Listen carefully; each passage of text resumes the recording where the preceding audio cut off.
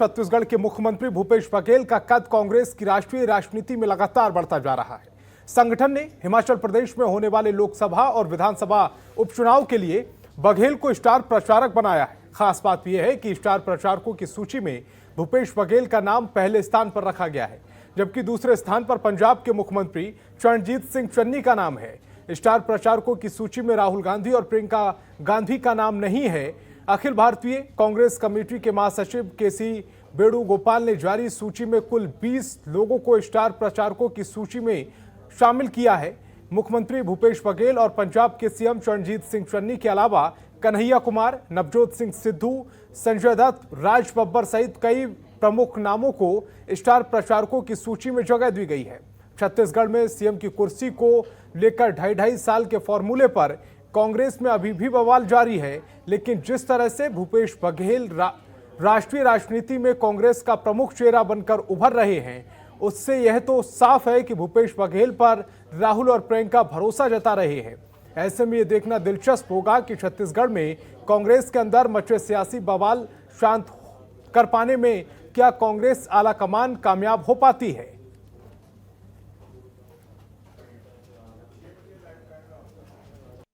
Party जहां जिम्मेदारी थी, जहां भेजे वहां जाएंगे। अभी तो उत्तर प्रदेश के पर्यवेक्षक के रूप में मुझे नियुक्त किया गया है, वो जिम्मेदारी भी निर्वहन, और जहां जहां उपचुनाव बुलाएंगे तो। और मनमोहन नेता मेरे सहयोगी ज्यादा जानकारी के साथ जुड़ रहे हैं। मनमोहन, जो सूची जारी की गई है स्टार प्रचारकों की, हिमाचल प्रदेश की बात की जाए, वहां पर जो उपचुनाव होने हैं उसमें भूपेश बघेल सबसे ऊपर हैं, जबकि कांग्रेस की अगर बात की जाए छत्तीसगढ़ में तो वहां पर अभी भी विवाद चल रहा है कि 2.5 साल सीएम कौन कौन होगा, क्या होगा, या फिर इसी नेतृत्व के साथ आगे पड़ेगी। इसका मतलब क्या हुआ? सूची में एक जगह स्थान दिया जा रहा है, क्या राष्ट्रीय राजनीति की तरफ कदम बढ़ा रहे हैं भूपेश बघेल? देखिए संतोष, यह है, इसे हम एक संयोग कहेंगे, क्योंकि जो प्रदेश के मुख्यमंत्री हैं भूपेश बघेल को बीते दिनों उत्तर प्रदेश का पर्यवेक्षक नियुक्ति किया गया था, ऑब्जर्वर बनाया गया था। उसके बाद आज जो सूची जारी हुई है उस सूची में प्रदेश के जो मुख्यमंत्री हैं भूपेश बघेल को हिमाचल प्रदेश के में स्टार प्रचारक के रूप में सूची में देखा गया है और उनको सूची में सबसे पहले नंबर पर हैं भूपेश बघेल। तो जाहिर सी बात है कि राष्ट्रीय राजनीति में सीएम भूपेश बघेल का जो कद है वो बढ़ाया गया है। तो आगामी दिनों में जो छत्तीसगढ़ में जिस तरीके से घमासान मचा हुआ है प्रतिनिधित्व करने का, जो 2.5 साल मुख्यमंत्री बनाने का जो फॉर्मूला चल रहा है, जो अटकलें लगाई जा रही है, उससे यह सहज अंदाजा हम लगा सकते हैं कि मुख्यमंत्री भूपेश बघेल की कद तो बढ़ाई गई है, लेकिन छत्तीसगढ़ की सियासी पारा इन दिनों गर्म है। चूंकि छत्तीसगढ़ के जो विधायक हैं लगातार दिल्ली दौरे पर गए थे और जिस तरीके से छत्तीसगढ़ में कांग्रेस पार्टी के अंदर उठापटक चल रही थी, तो उस बीच प्रदेश के मुख्यमंत्री भूपेश बघेल को स्टार प्रचारक बनाना कहीं ना कहीं सबसे बड़ी बात है ही, लेकिन इससे राजनीति गलियारों में चर्चा का विषय भी बना है, क्योंकि इसके पहले उन्हें उत्तर प्रदेश के ऑब्जर्वेशन के रूप में बनाया गया था और अब जो और एक जिम्मेदारी दी गई, तो निश्चित तौर पर एक अंदाजा लगाया जा सकता है कि आगामी दिनों में जो जिस तरीके से उनकी राष्ट्रीय राजनीति में कद बढ़ाया जा रहा है, तो कहीं ना कहीं कुछ तो मामला है, कुछ तो खिचड़ी पक रही है और यह अब जल्दबाजी होगी कुछ बताने में। लेकिन जिस तरीके से छत्तीसगढ़ की राजनीति दिया गया हो, जो सूची जारी की गई है उसके तहत कि अगर वो पहले स्थान पर हैं स्टार प्रचारकों की सूची में और इतनी तवज्जो उन्हें केंद्रीय नेतृत्व में दी जा रही है, अगर नेशनल नेतृत्व पर दी जा रही है, तो इसका मतलब साफ है कि आप जो फॉर्मूला 2.5 साल की सोच कर रखे हुए हैं, मुख्यमंत्री बनने की कोशिश में लगे हुए हैं, आप शांत हो जाइए।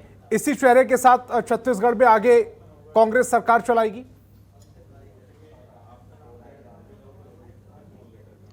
संतोष, आपने सही सवाल किया है, क्योंकि जो मुख्यमंत्री हैं भूपेश बघेल को बीते दिनों उत्तर प्रदेश का पर्यवेक्षक बनाया गया, उसके बाद अब हिमाचल प्रदेश का स्टार प्रचारक में सबसे नंबर 1 पर उनका नाम है। तो कहीं ना कहीं छत्तीसगढ़ के राजनीति से उन्हें कहीं दिल्ली के राजनीति में शिफ्ट न कर दें, यह एक अंदाज लगा सकते हैं इस वक्त, क्योंकि जिस तरीके से छत्तीसगढ़ का सियासी ड्रामा चल रहा है और कांग्रेस पार्टी के अंदर जो जिस तरीके से अभी अंतर्कलह देखी जा रही है, तो एक अंदाजा लगा सकते हैं कि उन्हें छत्तीसगढ़ से छुट्टी देकर कहीं उन्हें राष्ट्रीय लेवल पर उन्हें तवज्जो दी जा रही है। तो इससे सहज अंदाजा लगा सकते हैं कि आने वाले दिनों में उन्हें छत्तीसगढ़ से छुट्टी न कर दें। जी मनमोहन, इस तमाम जानकारी के लिए आपका बहुत बहुत शुक्रिया।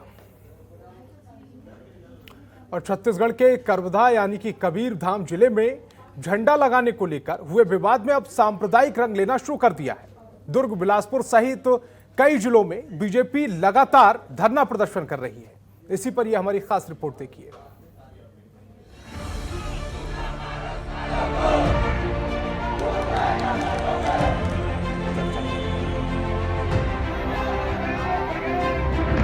कर्बधा में स्थिति को नियंत्रण करने के लिए प्रशासन ने कर्बधा में कर्फ्यू लगा दिया है। सोशल मीडिया पर भड़काऊ पोस्ट न किए जा सकें, इसलिए जिले में इंटरनेट सेवा को अगले आदेश तक बंद कर दिया गया है। कर्बधा में दो समुदायों के बीच मचे घमासान को लेकर प्रदेश भर में चर्चा गर्म है।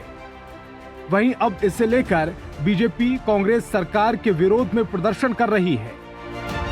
छत्तीसगढ़ के नए गाने बिलासपुर में प्रदर्शन करते हुए भाजपा के प्रदेश की सत्ता में काबिज कांग्रेस सरकार के मुख्यमंत्री भूपेश बघेल का पुतला दहन किया। विरोध प्रदर्शन के दौरान भाजपा ने कांग्रेस सरकार पर आरोप लगाते हुए कहा है, देश में जो आपसी भाईचारे और सौहार्द का माहौल था उसे कांग्रेस ने खत्म करने का काम किया है। भारतीय जनता पार्टी के विधायक दल वहां पर दौरा करके गए थे। लगातार हमारे नेताओं का जाना हो रहा है, लेकिन दुर्भाग्य की बात है, ये छत्तीसगढ़ हमेशा से सामाजिक सद्भावना के लिए और शांति प्रिय प्रदेश के रूप में भारतीय जनता पार्टी की सरकार के दौरान रही है। छत्तीसगढ़ की सरकार जागे और छत्तीसगढ़ में जो सामाजिक सद्भावना हमेशा से रहा है उसमें दखल न दे, उसको बर्बाद न करे। वहीं दूसरी तरफ कर्बधा में हुए दंगों ने अब दुर्ग जिले में भी सियासी पारा चढ़ा दिया है। सीएम और गृह मंत्री के गृह जिले दुर्ग में भी इसकी आहट सुनाई दी है। इसी बीच जिले के सबसे बड़े हिंदू संगठन हिंदू युवा मंच ने आक्रोश मार्च का ऐलान किया था, जिसके पहले ही मंच के संयोजक गोविंद राज नायडू को पुलिस ने गिरफ्तार कर लिया। गोविंद सहित मंच के अन्य बड़े नेताओं को पुलिस ने अलग अलग जगहों से गिरफ्तार कर लिया है। तो वहीं मुख्य मार्गों और बाजारों में पुलिस ने जगह जगह बैरिकेडिंग कर दी है और आने जाने वालों की जांच की जा रही है और चेकिंग भी कई शहरों के मुख्य मार्गों पर पुलिस ने नाकेबंदी कर दी है, जहां सैकड़ों की संख्या में हिंदू संगठन के लोग पहुंचे थे, जहां उन्होंने प्रशासन के खिलाफ जमकर नारेबाजी की और कर्बधा के मामले पर कलेक्टर के माध्यम से राज्यपाल को ज्ञापन सौंप दोषियों पर कार्रवाई की मांग की। उससे न केवल कवर्धा, पूरा छत्तीसगढ़ उद्वेलित है और गलत बातों का विरोध करने पर बर्बरतापूर्वक लाठीचार्ज, गिरफ्तारियां, हमने पुतला दहन किया है और निरंतर हम इस कार्यक्रम को चलाएंगे। हिंदू युवा मंच संगठन के द्वारा कवर्धा कांड को लेकर एक चेतावनी रैली का आह्वान उनके समर्थकों के लिए किया गया था और पुलिस ने उनके एहतियात के तौर पर अपनी व्यवस्था रखी हुई थी। क्योंकि रैली जो है उसको अनुमति इनको प्रशासन ने नहीं लिया था, क्योंकि प्रशासन के द्वारा अनुमति नहीं ली गई थी और माहौल को देखते हुए इनके जो लीडर्स हैं उनको हिरासत में लिया गया था। इनके हिंदू युवा मंच के जो कार्यकर्ता हैं उनसे हम लोगों ने ज्ञापन एसडीएम महोदय ने लिया है। पिछले 3 अक्टूबर को कर्बधा के लोहारा नाका चौक पर दो समुदायों को युवक अपना अपना धार्मिक झंडा लहराने के मुद्दे पर भिड़ गए। बात इतनी बढ़ गई कि एक पक्ष के लोगों ने दूसरे पक्ष के युवक को बुरी तरह से पीट दिया।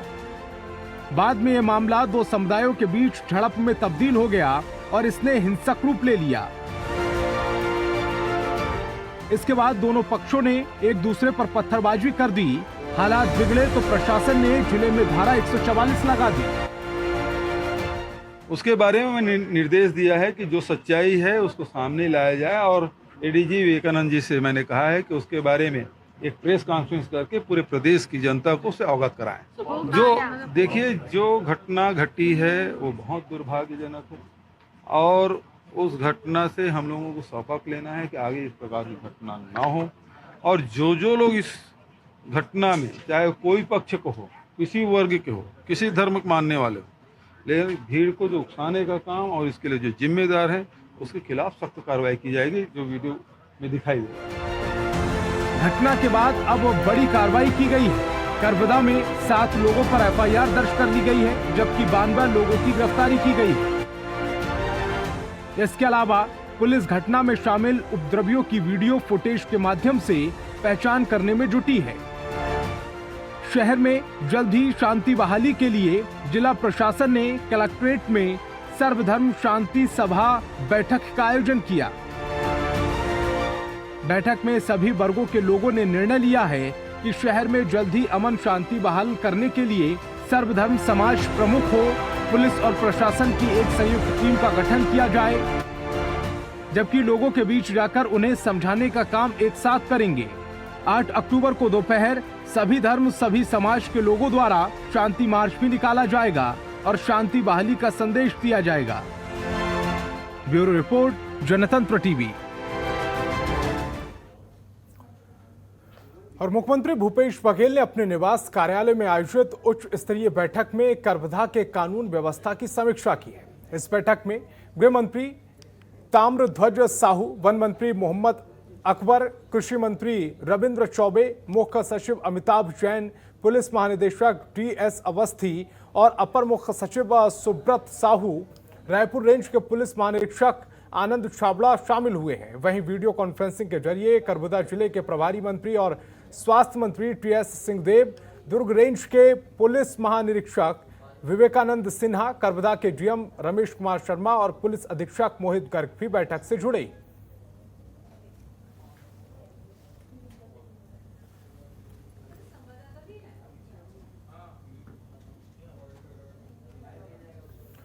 और मुख्यमंत्री भूपेश बघेल ने इंदिरा गांधी कृषि विश्वविद्यालय में लगभग 30 करोड़ रुपए की लागत से बने भवनों और संरचनाओं का लोकार्पण किया है। साथ ही मुख्यमंत्री ने वर्चुअली 16 कृषि विश्वविद्यालयों में बने ई-क्लासरूम का लोकार्पण किया है। इस दौरान उन्होंने धान, करायत, सोयाबीन, मक्का और रस भरी जैसी 8 फसलों की उन्नत प्रजाति बीजों और विश्वविद्यालय की विकसित की गई चावल से प्रोटीन और ग्लूकोज को अलग करने की तकनीक का भी लोकार्पण किया है। इस लोकार्पण कार्यक्रम में प्रदेश के कई बड़े मंत्री और अधिकारी वर्चुअल तरीके से जुड़े।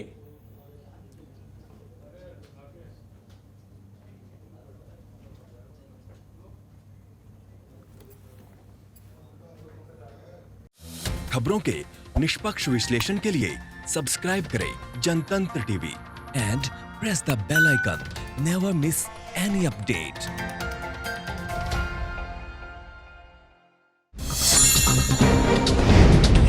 डाउनलोड कीजिए जनतंत्र टीवी ऐप को, जो कि अवेलेबल है गूगल प्ले और ऐप स्टोर पर। अधिक जानकारी के लिए अभी डाउनलोड करें।